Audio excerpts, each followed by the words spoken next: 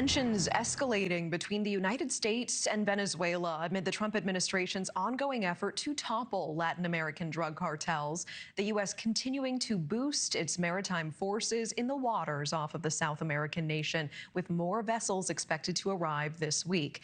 And this comes as the U.S. government offers a $50 million reward for information leading to the arrest of Venezuelan President Nicolas Maduro, who has been responding to the approaching warships by ordering 15,000 of his country's troops to its border. NewsNation correspondent Jorge Ventura joining us live from San Antonio with more. Jorge, what can we expect will happen next between the U.S. and Venezuela?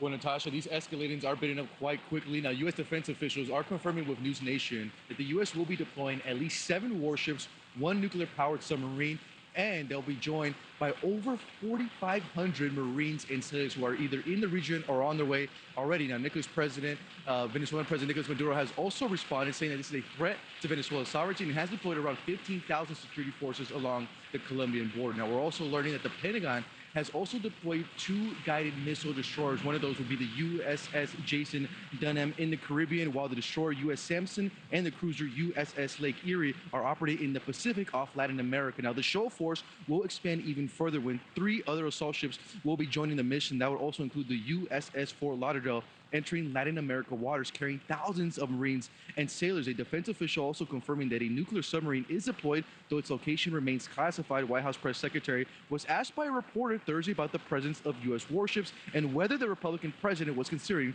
military strikes on Venezuela.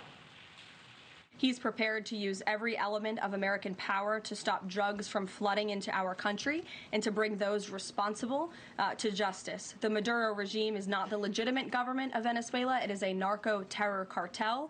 In Maduro, it is the view of this administration, is not a legitimate president. He is a fugitive head of this cartel who has been indicted in the United States for trafficking drugs into the country.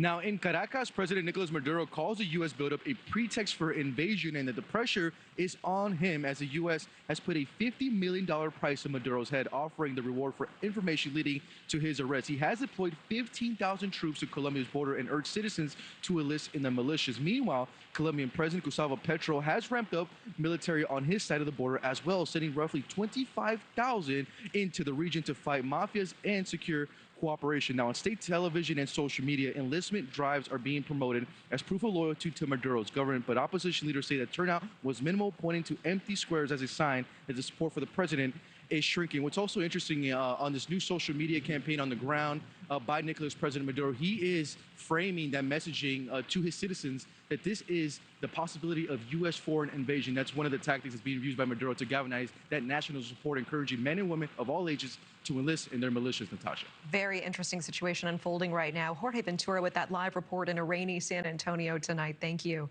Thank you for watching. Subscribe below and download our NewsNation app right now on your phone, and you will get fact-based, unbiased news for all Americans.